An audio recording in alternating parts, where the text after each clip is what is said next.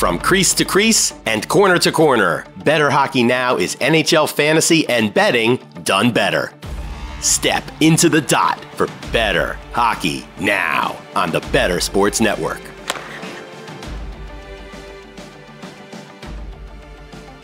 All right, welcome into another edition of Bettor Hockey Now here on the Bettor Sports Network and Fantasy Alarm.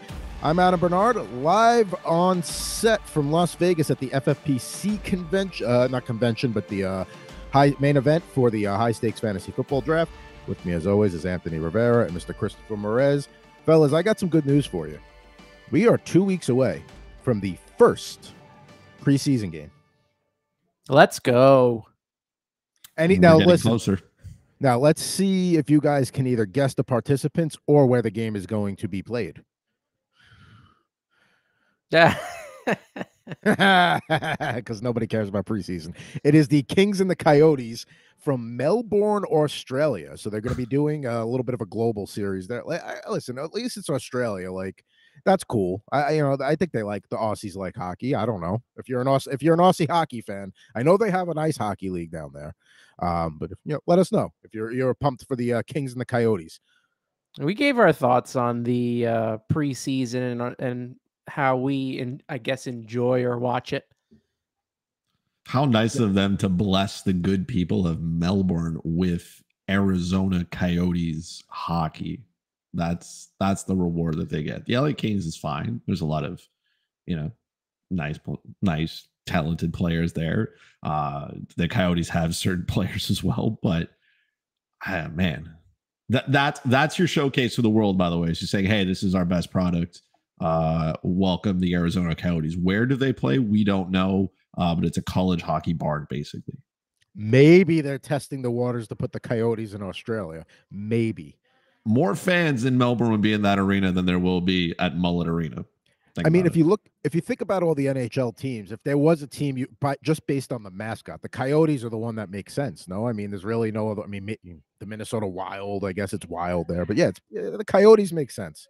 If the NFL can put a team in London, then the NHL can put a team in Australia. Let them figure out the logistics. No, I would hate that personally. But we are 2 weeks away from actual hockey, which is nice, even though the puck drop will probably be at some ungodly time. But we're here again for another mock draft. We are rolling through the summer here. Almost the end of the summer. We're going to do just a plain old mock draft today, or we're going to go 14 teams instead of 12. And we are excited to do this. And let's get ready to head over and do our 7th mock of the season. Okay, so we are about a minute and a half away from the 7th mock of the season here on Bettor Hockey Now on the Bettor Sports Network and Fantasy Alarm. Let's take a look at those positions. I'm going to be drafting in the 13th spot. When we look down here, Anthony at 9, Chris at 10. While we were getting ready, Chris said he was okay with that because Anthony hasn't sniped them much yet, but I got to be honest, I hope he snipes you a bunch. I hope you two just go at it and I could just sit back and watch and enjoy. We might be able to help each other out, honestly. Now, keep in mind, because both of you guys are a few picks before me, if you wanted to screw me in any way, you're both in a position to do it and snipe me. So we'll see. I have to do that on the turn. Yeah. I could get you back. Now, I have to maintain my composure because I am in a public place right now representing the company. So I can't be like saying certain words or behaving in certain ways. So you'll have to just pay attention to my facial reactions if I'm really pissed off. Every time you just want to be mad or say something you shouldn't, just replace it with a food. Just yell out pasta instead so it can get you out of it. I used to employ a strategy like that with my roller hockey teammates. I would be like, don't say my name. People learn names. Like, say a fruit. And then when the other team, to let people know where they are. And then if they pick that up, I'd be like, all right, pick a flower. You just change it up to let people know where you are. So we got 11. We got about 10 seconds to go here. We got 3 actual people in here. I see, right? Not as many people do the 14 leagues, the 14 team leagues. I guess it's just not as popular. Well, we've been doing 12 team drafts. I figured we've been having themes. Today there was no theme, so let's change it up. Let's go 14. I'm in a 14 team league that I enjoy, but here we go. The draft is already underway. Yeah, well, less you know, they're flying off the board here. So write down 1 through, let's go. McDavid, Draisaitl, Pasternak, McKinnon, Kachuk, Kucherov, Jason Robertson, and Mikko Rantanen. No surprises. Those are pretty much always going to be in some form of your order of top 8 there. If my guy's there, why am I not going to take him? Jack Hughes, always. Listen, that's not a reach at 9 at all. I mean, that's a listen. If he's your guy, you got to get your guy. If it makes sense to get your guy, why not? Now, let's see what Chris does. He's probably going to take it. Is he going to take Cale Makar here? No, he's going to take Brady Tkachuk. Interesting. I thought he was going in a totally different direction. So we do have one of the other humans in the draft here, Nick. Thanks for joining us, Nick, with a lowercase n. Let's see what he does here. So Chris takes Brady Tkachuk, which was great. I'm a big fan of his. I think he's going to be even better this year. And, you know, we'll see. But he fills every category, right? He fills the hits. He fills the shots. He's unfortunately, they still care about plus minus in this one. The goals, the assists. I'm happy with it.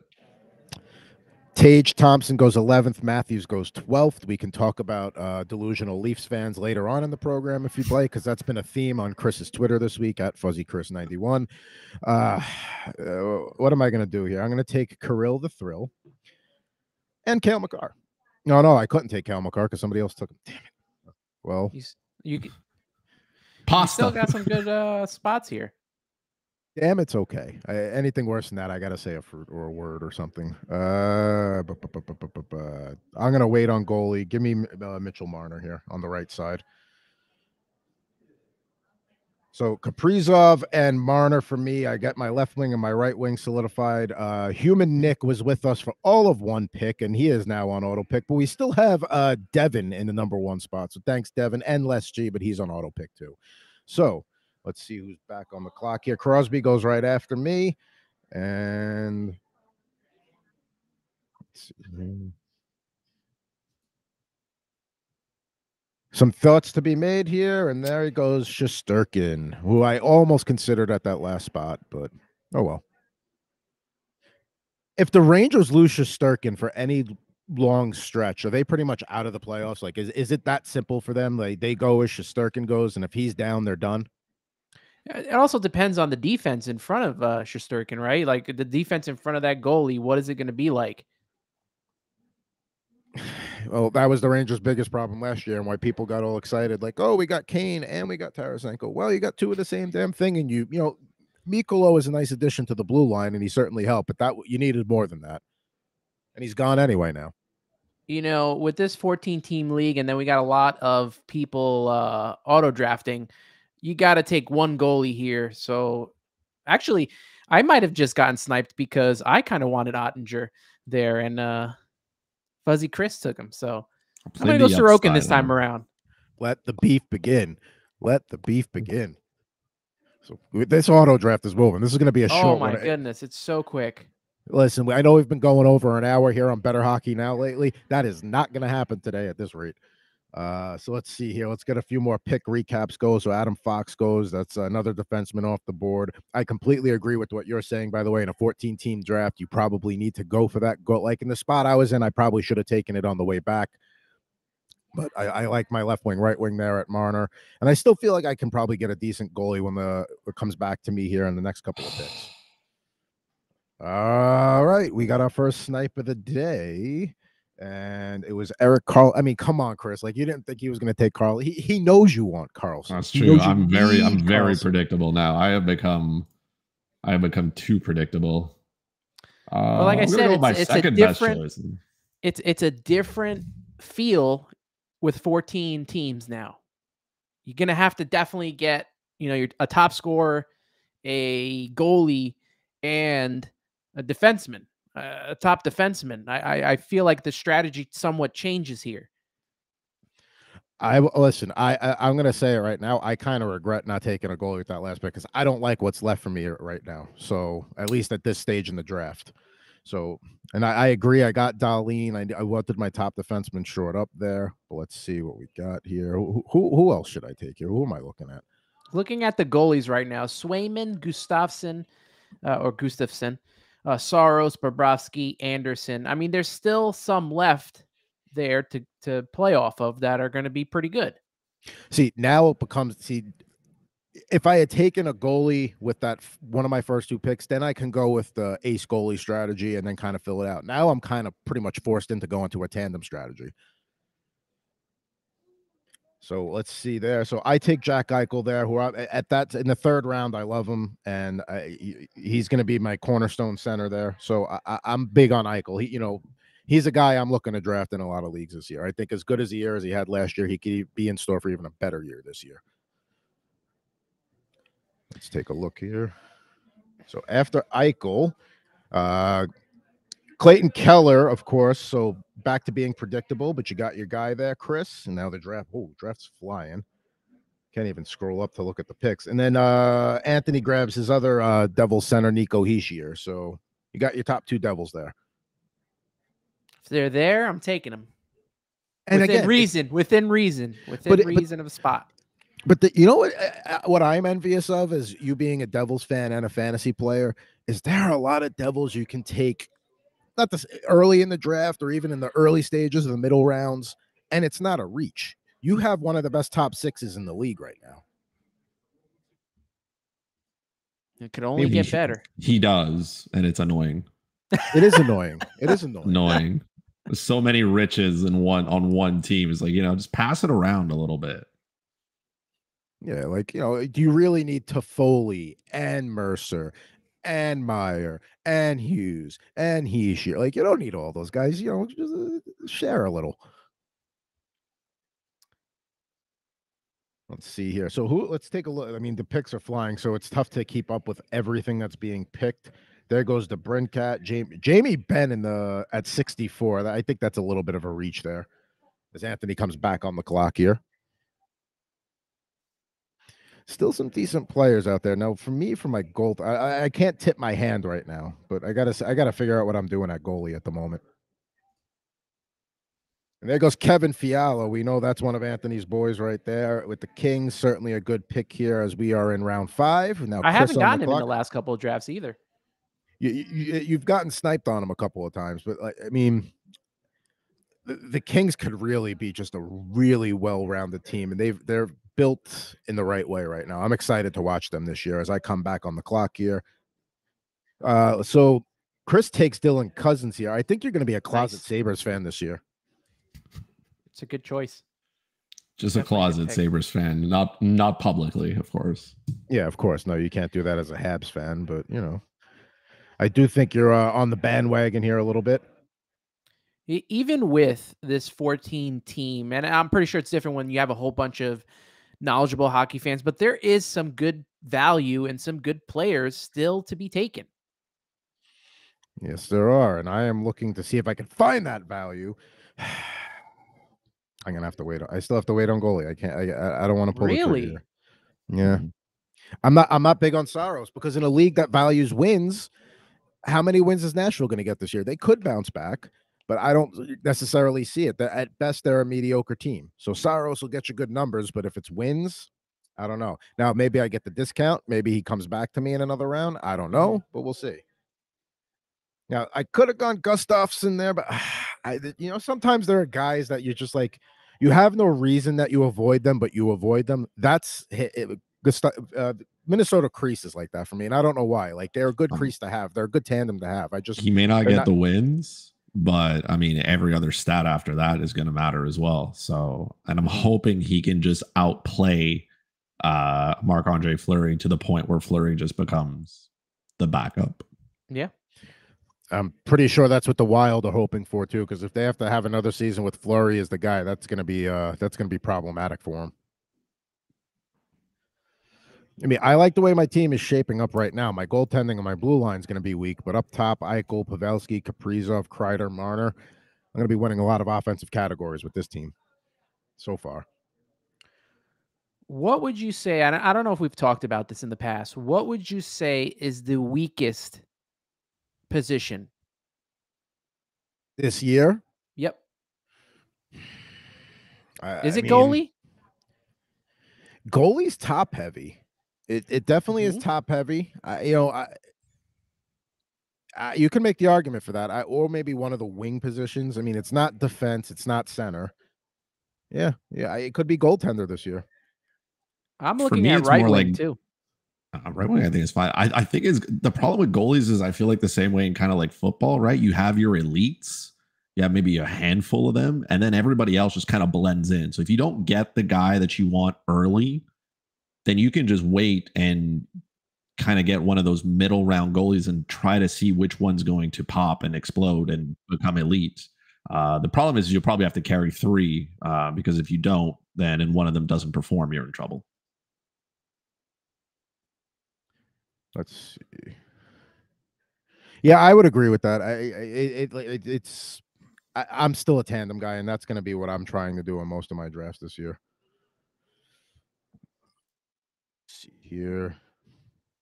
So Jerry, I don't know who took Jerry, but I was not happy about that. And there goes Devon Levi, who was a guy I was considering there, but Corpusalo now too.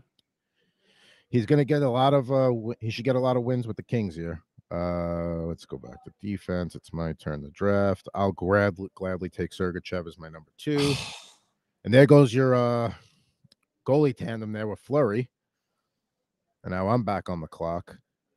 All right. I can't wait on the position any longer. Let's do it. Stu Skinner.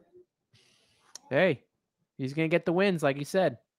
Now, I could have gone Demko there for the stats and hope that Vancouver, plays above expectations, but I don't know if that's going to happen.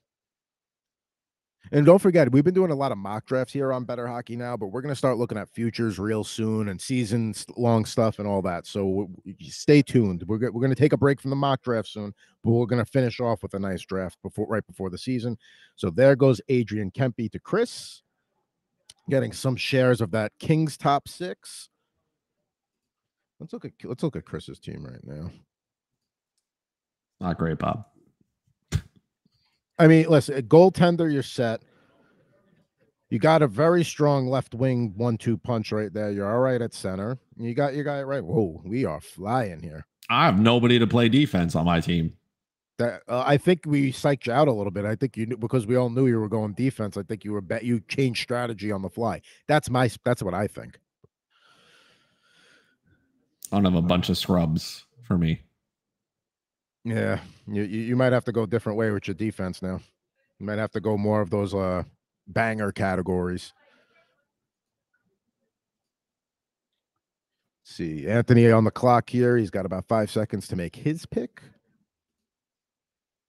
And he takes Owen Tippett from the Flyers, who's rising up draft boards for sure, and he's going to be one of the only sources of that Flyers offense besides Konechny.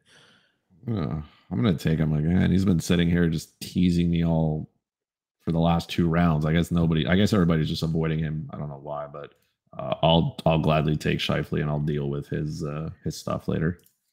I'm not saying I'm avoiding him. I kind of just forgot about him more than anything. But let's see here. All players. I got 20 seconds to make a pick, and I don't like it.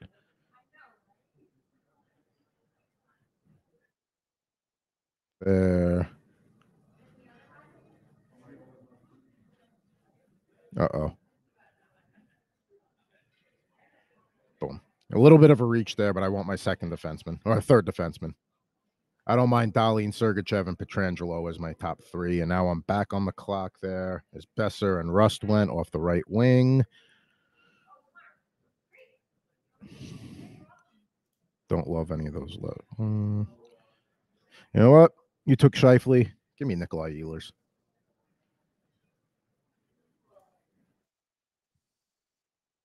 Moving along here, we are in the middle of round 10 of the 7th mock draft for Bettor Hockey Now here on the Bettor Sports Network and Fantasy Alarm. Got about 5 or 6 rounds to go here. Let's take a look. We looked at Chris's team. We looked at my team. Now let's take a look at Anthony's team. So he's got Hughes and Heischer as Devils 1-2 punch on the left side. Pierre-Luc Dubois, Kevin Fiala. So he's pretty much got a rematch of the 2012 Stanley Cup Finals here with his Devils and Kings. And then he grabs Blake Wheeler there and Owen Tippett. So not top right wing guys, but maybe guys you're going to get a lot of value at later in the draft there. Carlson, Hedman, and Carlson. I don't know. That's a cool, that should be your team name, Carlson and Carlson, like a law firm. And Ilya Sorokin. I got to be honest. I kind of like Anthony's team. I almost like it better than mine. As he's back on the clock here, we'll see what direction he goes. Shane Gostisbehere just went right before this pick. Now, Anthony takes Jacob Trouba, so he'll get you those other categories for the defense. Not much on offense, but hey, if he's still on a pairing there with if he's if either Keandre Miller or Adam Fox, he'll get some points that way. Chris on the clock now. No idea where Chris is going. I don't even know if Chris knows where he's going at this point. I hate this pick, but it is what it is at this point. Morgan Riley. We're all going down, so yeah, and you got Cole Caulfield there. It's shaping up your team, but we'll see here. Let's see, what do we got? I don't think there's exists. So I don't think there's a draft where Chris didn't draft Cole Caulfield. Yeah, a couple of the early ESPN ones had him in a better ranking. I don't know what he did to the Yahoo good folks who put together their projections, but I'll gladly take him as he is forgotten, and I'm okay with that. How do we feel? Let's see here. All right. I know there's going to be a logjam in Ottawa, and you tweeted about this with the Sanderson signing earlier in the week, but I'll take Chychrun there. Of course you will. I almost went Theodore and went both Golden Knights defensemen, but I wanted to spread it out. Of course, I was waiting. I need a defenseman. So obviously the 5 picks before me are all defensemen because that's just how this works. So you know what? It is what it is. I'm going to take Jake Sanderson because you don't give him that kind of money so he can stand around and look good. There you go. How do you think that blue line shakes out ultimately, though? Like, are they going to be able to keep all 3 of those guys that they have back there, Shabbat, Chychrun, and Sanderson? That's an abundance of riches, man. If you expect Sanderson to be the player that you want him to be, maybe this helps Shabbat a little bit. He doesn't have to play 30 minutes a night, so that probably does his body some good. And then you can go out and kind of just let Chychrun and Sanderson play. The problem is you have one power play unit, and you got to figure out who's going to be there the most. So, and the thing with like people be like, oh, but what about the Penguins with Carlson and Letang? Well, they're both older guys. They're both going to be on minute shares. You don't have a reason to put any of these guys on a minute cap. It's a logjam. They're all young guys. They're all good puck movers. Who's going to be the guy though? We'll see. Chris back on the clock here. I would say this is probably Chris's least favorite of his mock drafts. I don't like these 14 teamers. I honestly don't like that all of you are getting smarter. This is not what I signed up for.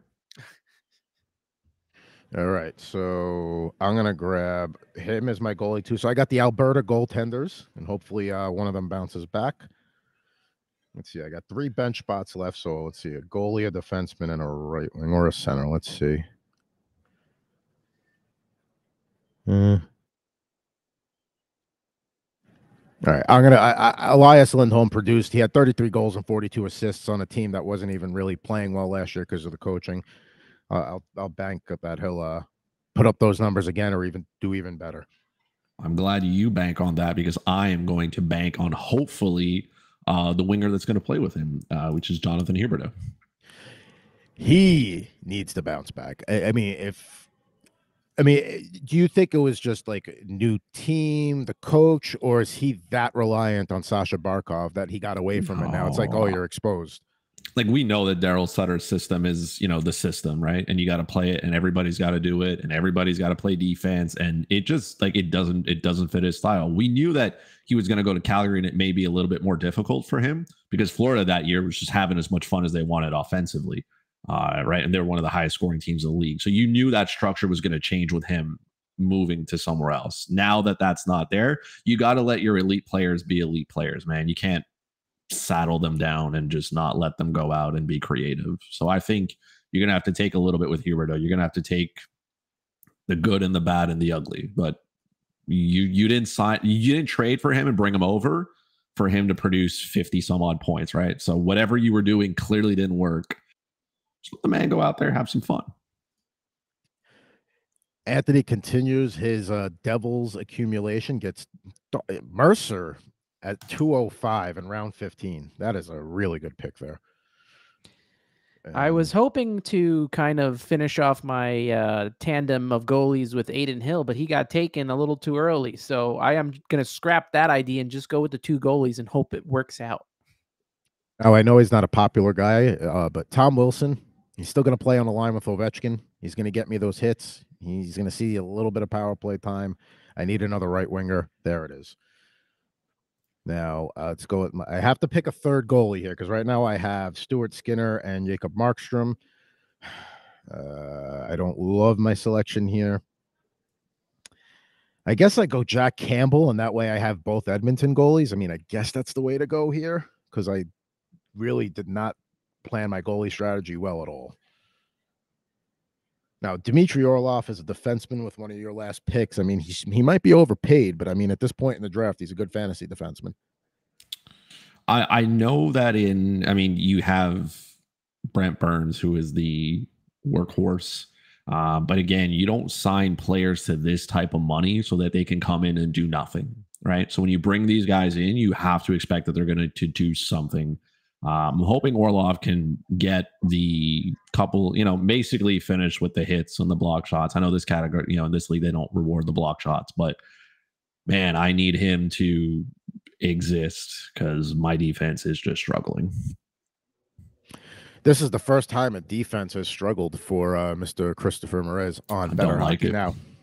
Now let's the draft is complete. So we got 10 minutes before they take this away from me. So why don't we review our teams here, the 3 of our teams. Since Chris is up on the screen first, let's go through that. At center, Cousins, Kempe, Scheifele. So pretty decent down the middle there. Cousins could absolutely take another step forward this year with a Buffalo team that's on the rise. We know what we're going to get with Kempe in LA. And we know we're getting with Scheifele at center. Looking at the left wing, this is probably Chris's best position here. Brady Tkachuk, Kyle Connor, and Huberdeau and Laine. So really strong on the left side. Right side, he should get plenty of production from Keller, Caulfield, and that's pretty much all he's got on the right side, but that's all right. And then we've talked about the defense. And listen, I know it's not your Cale Makar, Rasmus Sandin, Erik Karlsson 1-2-3 punch, but listen, Riley Sanderson, not a bad 1-2. Matheson, you've been taking him a lot, and Orlov. It's not the worst blue line in the world. It's just not what you were going for.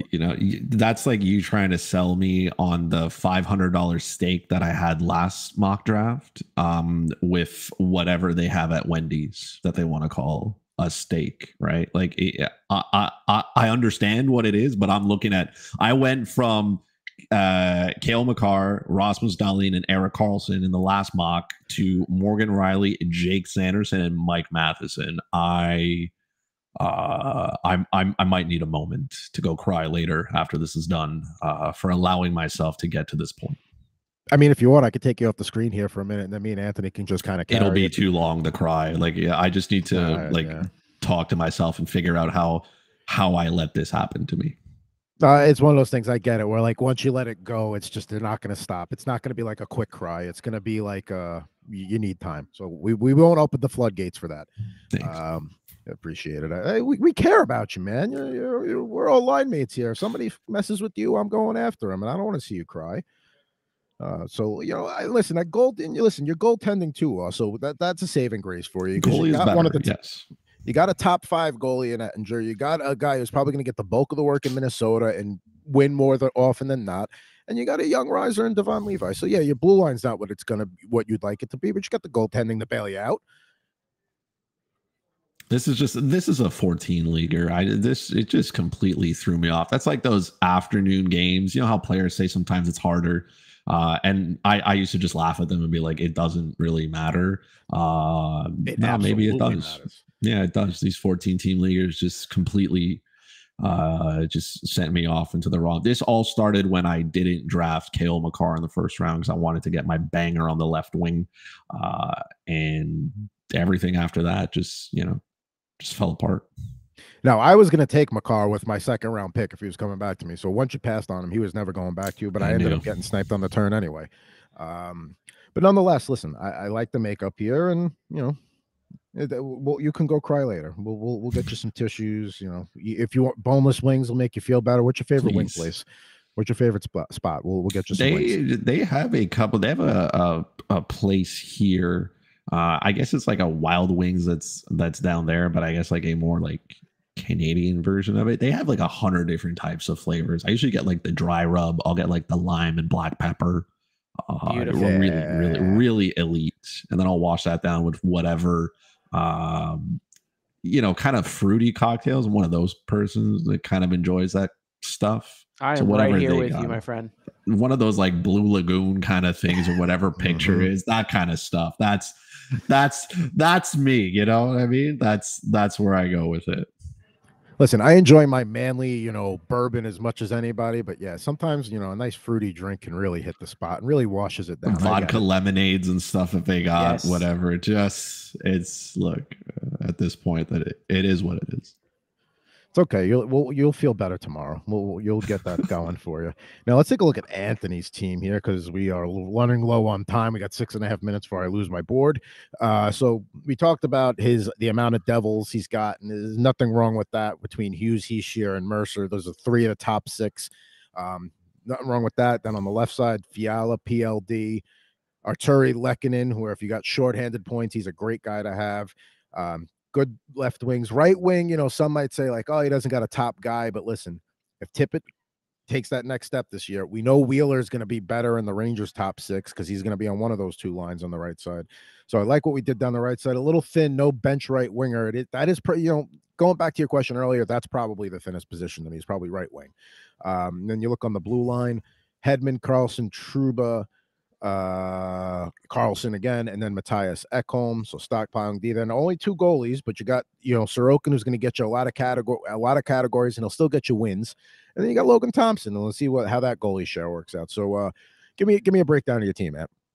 Yeah, I was a little disappointed that I didn't get the 3rd goalie. I was going for the tandem from Vegas.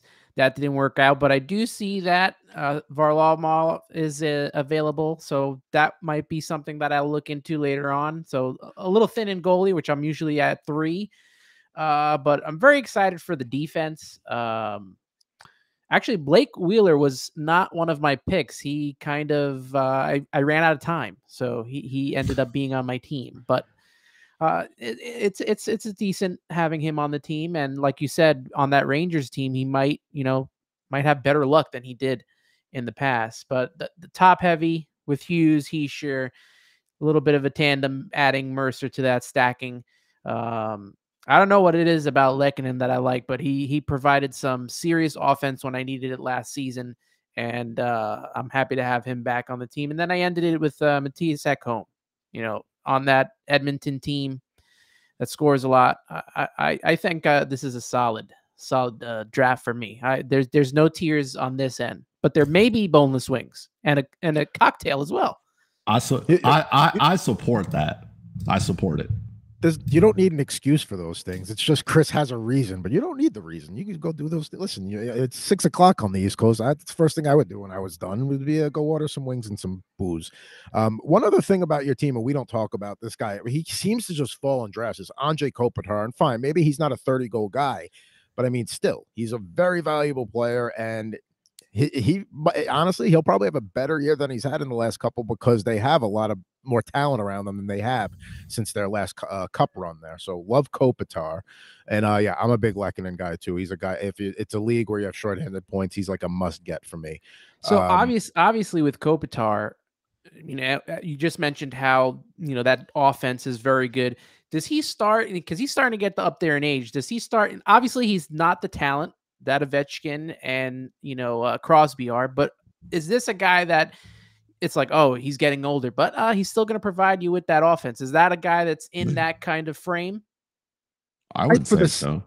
I would say for the center position for sure. Because it's not like, Kopitar to me is one of those guys where like I'll start buying that he's declining when I see it, and I haven't seen it yet. There hasn't been any signs of it. There's been, this year he's going to be on a line with Kempe and Byfield, according to Daily Faceoff right now. Of course, that can change it when camps open up and all that. But nonetheless, with those 2 guys on his wings, he's going to get points. And we know he's a very defensive player. Yeah, and with the addition, don't forget, Pierre-Luc Dubois is coming in to do something. That takes off maybe a little bit of that responsibility offensively for him. So you don't have to trot him out there 22 minutes a night, right? LA is still a team that shoots the puck a ton. And Philip Deneau is one of the better defensive centers in the NHL. So he can assume more of that role, which is playing against the opposing team's top line. So maybe for Kopitar, this is right addition by subtraction. You take away some of the things that he's been doing at an exceedingly high level for so long and just say, hey, go out there. Maybe you get less minutes, but they're quality minutes. And I will always take quality minutes from a player over just running him out there for no reason. Now, I know Deneau didn't want to be a third center when he left Montreal, but I think in the instance where Montreal is a team on the decline and LA is now a team on the rise in the West, I think he'll be okay with it, knowing that, like, okay, you know, I have a much better chance at a cup here than I probably would as a number 2 center somewhere else. So, you know, we'll see how that shakes out. But I'm big on LA and Pittsburgh are probably my 2 teams that I'm highest on, that are not like at the top of their, you know, the odds, but teams that I'm definitely looking out for. Now let's take a look at my team here before we lose the screen. Down the middle, Eichel, Pavelski, Lindholm, nothing bad there. Love that mix. Going to get my power play points for sure out of Pavelski and Eichel. We look on the left side, Kaprizov, Kreider, and Ehlers. Again, you know, pretty strong down the left. On the right side, I took Marner early, but then it was really tough to get a good right wing after that. I kind of had to settle for Tarasenko, but I'm all right with that because they'll probably be a high-octane team this year. And I took, like I said in the draft, I took Tom Wilson just because he's going to get those points on the line with Ovechkin. My blue line, I like it. I don't love it. It's better than Chris's. Go cry. Rasmus Dahlin, Mikhail Sergachev, Pietrangelo, and Chychrun. Would have liked to have gotten Makar there, but listen, Rasmus Dahlin is certainly a fantastic silver medal in that regard. And then my goaltending, don't love it. Waited too long. Like Anthony said, in a 14-team draft, you got to pull that trigger early and get one of those guys. I passed on that. I could have had Shesterkin. I could have had Sorokin. I didn't do it. And then I'm left with a Stewart, Skinner, Markstrom, Campbell trio. Now, when I was picking that third goalie there, would you have? It makes more sense to take the Edmonton backup than the Calgary backup, just because it's going to get those wins. And there's also the possibility that maybe Jack Campbell figures it out finally. Probably.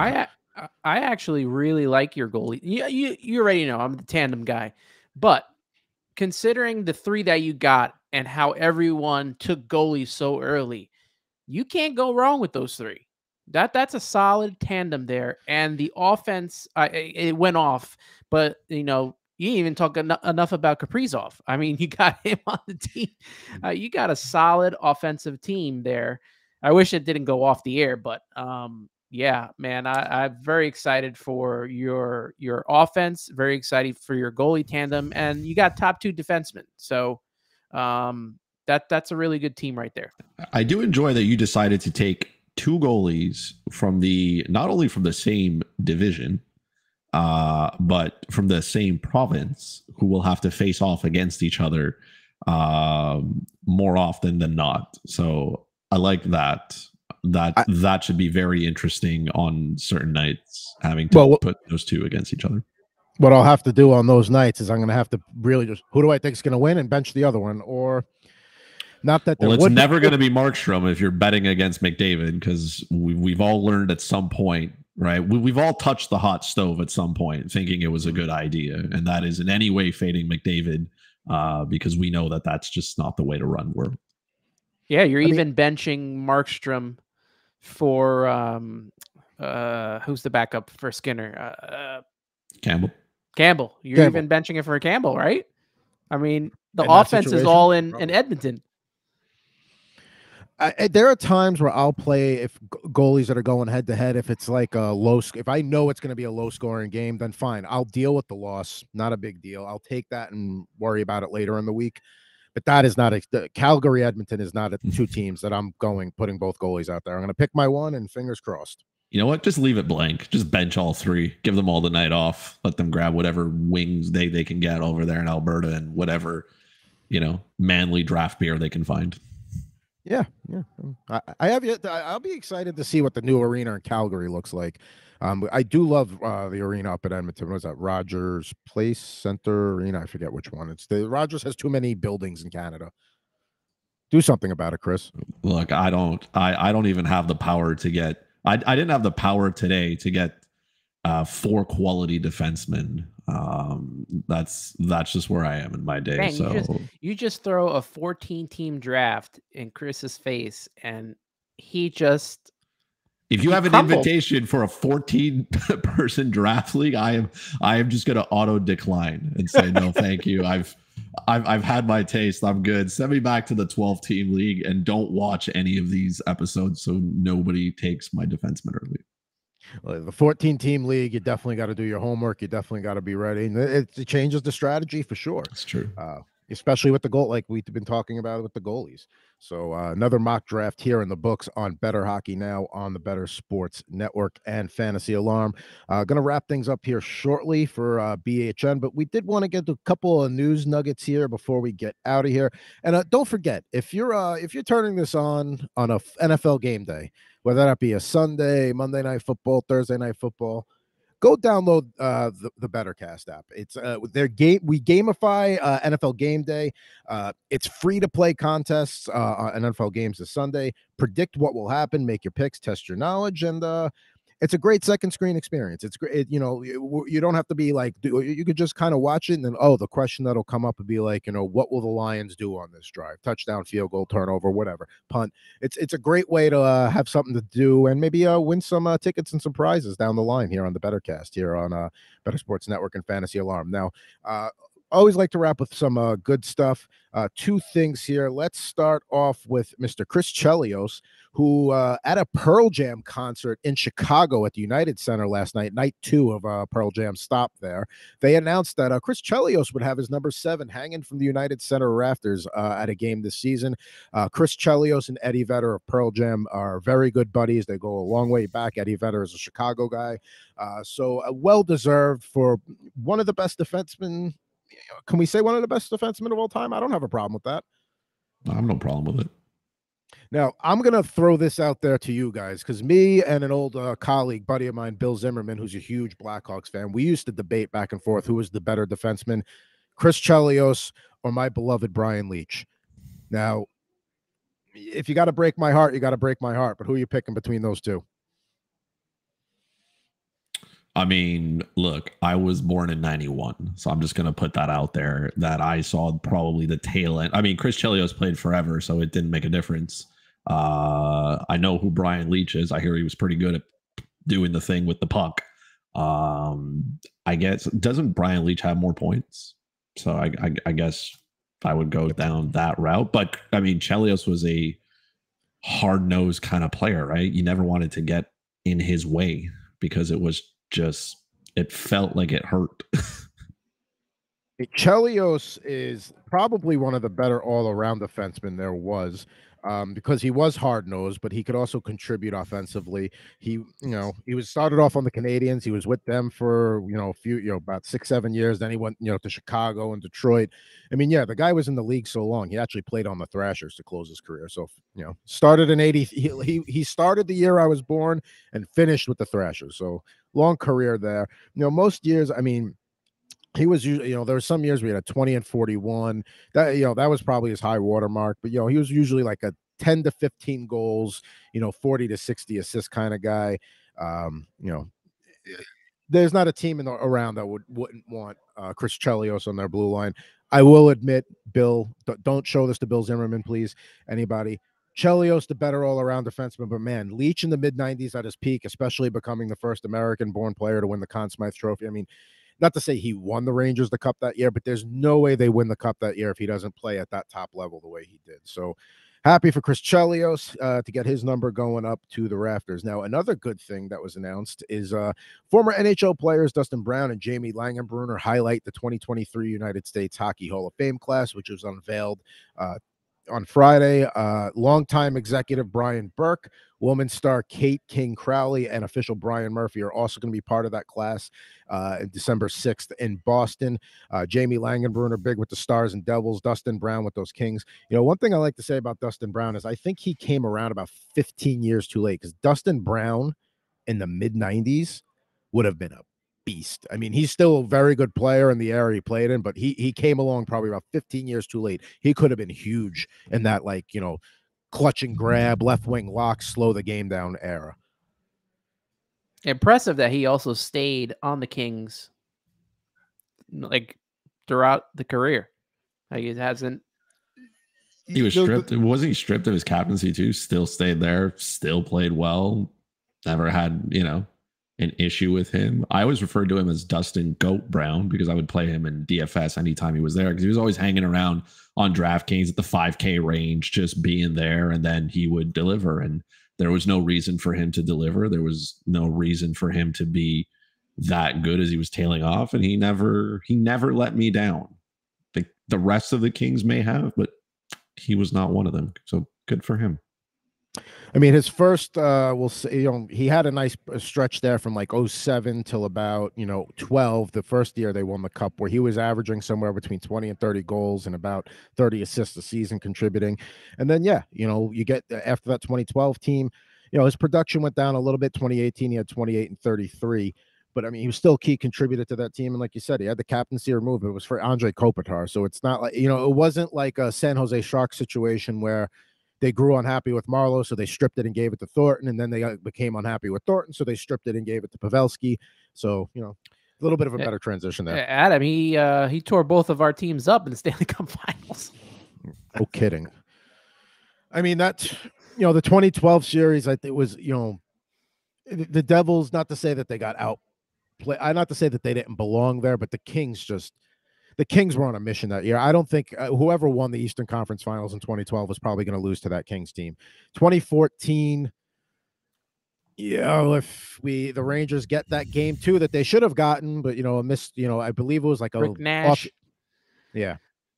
They get that, it's a whole different series, going back 1-1 versus 0-2, because then game 3, Jonathan Quick pitches a shutout, and then the Rangers won game 4 out of desperation. I got to go to game 4, so at least I got to see the one win that series. But isn't that the game where the ice stopped the goal from going in net? It was 1-0. I think that sounds right. Yeah. It like the ice was so chopped up that it stopped the puck from going in the net. And that saved it for the Rangers. Mm-hmm. Now, I'll say this, related to that series, that 2014 Stanley Cup series, a little story here. So, of course, huge Ranger fan. I had season tickets. I had tickets for game 4 and game 6. The night of game 5, which they ended up losing, was the same night as my wife's medical residency graduation from Brooklyn Hospital. And it was at this fancy. So I find that out and I'm like, oh, apples. I like, what am I going to do here? Like, I can't not go to this monumentous thing, but it's not November 12th against Calgary. This is game 5 of the Stanley Cup and the Rangers season's on the line. Luckily, it timed out that I was able to get there just for the end of the second period when everything ended. So that happens. The game goes on. We all know what happens. Alec Martinez, double overtime, blah, blah, blah. The second my wife sees that, she grabs the bartender, and I'm sitting at the other end of the bar, and she's like, that man needs 2 shots of bourbon right now. And when I saw her do that, I'm like, I was already going to propose to you. I was already going to propose to you, but now I'm really glad I got that ring. So, you chose your wife's medical residency thing over hockey. Once I realized that I'd be able to catch a little less than half of the tail end of the game, like, what am I supposed to do? This is not like graduating from karate. This is like big deal. Like, I guess we'll never know what happens had you had chosen just one or the other, right? Well, I mean, how the hockey would, but you would have never known if you decided to go down just saying, hey, I'm going to watch game 6, the entirety of it. That was a choice that you never had to made. And it's probably one that lives better like that. Now, would I be lying if I, at that point, like I would get like the grainy stream, because it's 2014. So like it wasn't high quality then on your phone. I was like, doing that a lot, but what are you going to do? But yeah, that's how I knew I had a keeper. And, maybe I'll see the Rangers win a cup again before I die, but probably not. 94 is a long time ago. We're more than halfway to another 54 years. It's getting ridiculous. Sorry, Leafs fans. I know that, it's a lot longer for you. Oh, don't even bring up the Leafs here. Not on this episode. Chris has already have to deal with them enough. All I want to remind Leafs Nation is that Connor McDavid is the best player in the NHL, and that is a fact. It doesn't. I don't know. Austin Matthews is a great NHL player. elite at scoring goals, will probably go down as one of the best US born skaters to, goal scorers ever, but he is not in any way, shape, or form Connor McDavid. Connor McDavid is the best athlete skater on the planet. And I just like to remind them, like, if we're going on the circle of where we are on the Leafs calendar, we are at the point where they believe that they have a chance, right? It was fun to have this Twitter or X person tell me that I was an Oilers fan. So I got to be I got to remember what it was like to go to the playoffs and have success outside of that one time Montreal did by fluke. But then I came back to being a Habs fan, reminded of myself that I do not have a Connor McDavid on my team. I was also pretty impressed that some people think that McDavid isn't good defensively because when you look at puck metrics, right, possessing the puck means you are good defensively. That's just one of those things, right? If you possess the puck, you cannot defend because it is on your stick, and that is when you are the most lethal. So that is where I was at. But again, if you're looking for any type of engagement on Twitter, just reply to a Leafs tweet with actual knowledge. And that should keep you busy for maybe 45 minutes, an hour, and then you can go back to your regular scheduled programming and you're good. The funny thing about that little tit for tat that you had was that person had Sidney Crosby as their avatar, and it said that they were a Leafs fan and a Pens fan. So that must mean that once the season ends, they go to being Penguins fans. Once they get eliminated in the first round, right? 19 out of 20 years, then they become a Penguins fan and they remember what it's like to win championships with, again, Sidney Crosby was probably one of the best. To me, playing with Sidney Crosby makes you a better player, right? Just ask like Colby Armstrong, Chris Kunitz, right? Great players, but let's not lie. Playing with Sidney Crosby may have helped their career just a smidget. And I would say the same thing with playing with Connor McDavid. Connor McDavid will drag you to success, and if you can't have success with him, that's a you problem at that point. Whereas those are things that you can't. It's like, as great as Alex Ovechkin is, right? Playing with Alex Ovechkin doesn't make you necessarily a better player. Like Nick Backstrom is a great player on his own.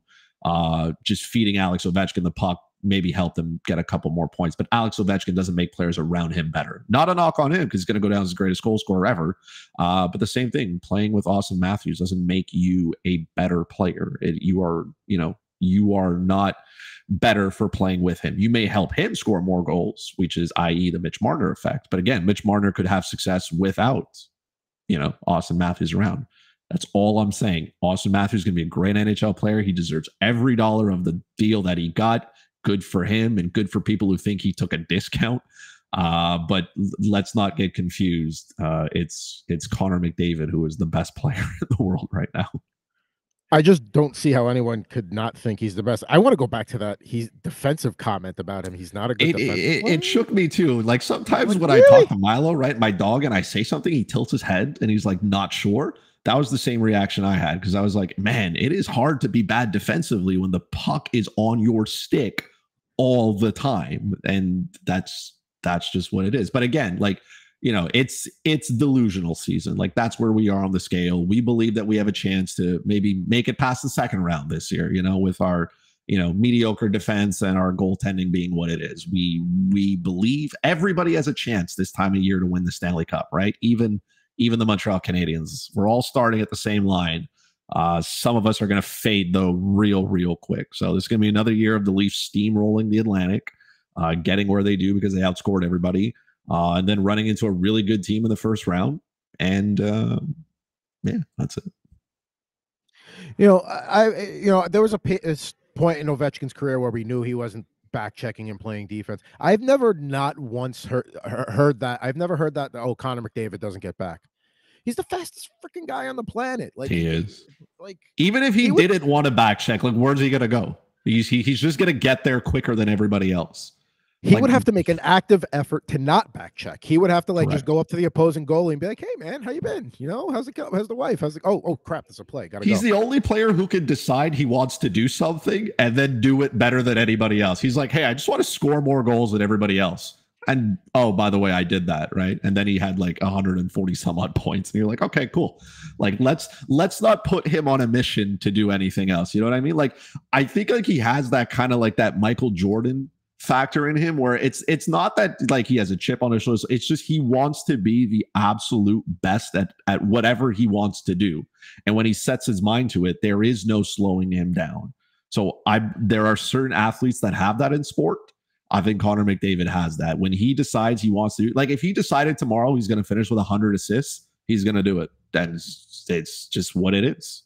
So he could turn around and be like, hey, I'm playing defense. And probably be one of them, and probably win a Norris just because he is who he is. So yeah, that's the type of player I feel like he is. I feel like that's who he is. You know, those types of players, he is one of them. Connor McDavid could all of a sudden decide, I want to start doing my taxes this year, and let me just have my accountant check it, and the accountant would be like, you don't need me anymore. You're good. Like, no, he probably files his own taxes on time, right? We know this. We also know he has a heated driveway because he like low key flexed it, so he never has to worry about snow. I think his girlfriend, wife, like an interior designer, their place. You can see this on the internet. Just absolutely stellar of a home as well. So there is no part of his life where he is not elite at something. So his defensive game or you know, defensive metrics being less than Austin Matthews was not something I was like, nah, that doesn't seem right there. Heated driveway. That's not something I had to really think about growing up in Brooklyn. I mean, it gets cold, but heated driveways were never a thing. But I guess in Canada they need to be. I don't have a heated driveway. I'm sorry. I'm not Connor McDavid. Why not? Cool yet. Why I not? mean, I look. If Connor McDavid will drag me around his left or right wing, because I'll play whichever one he wants. Leon can take his preference, but if I could play on a line with Leon Draisaitl and Connor McDavid, I'm not saying I'd score a goal against an NHL goalie, but I think I could get at least one shot, just at least one. I think if I was on a line with McDavid or Draisaitl and I just played I'm going to go stand in front of the net and take a beating, and I'll get a goal that way. Sure. I don't know if I could take a beating though against NHL defensemen like that. I'm pretty fragile. Just in general, like if you hook me yesterday, right? So we started our Thursday night league. I'm telling you, man, that defenseman put one hand on my hip and I was gone. I was sliding down. Then I didn't even cross the blue line yet. There was no penalty called, so I was a little bit irked. But my spot would be to just give the puck to McDavid. He's in the offensive zone. I'm probably still trying to cross the red line. And once I get there, maybe there's a scramble and I get a quick shot on goal, and I could say, hey, I got a shot on goal in the NHL. And that would be it. I would head back to the bench. I'd tell the coach, be like, hey, sit me. I'm done. And that's it. Sip on the not the Gatorade. We sip on the BioSteel. And then that's it. End of my shift. Get your league sponsored replenishment drink. Okay. Get it right. I mean, I know you're still distraught about the defenseman thing and all that, but come on, get it together, man. There's been a lot. I'm gonna have to go have one of those Blue Lagoons later, just to help bring me back down to earth.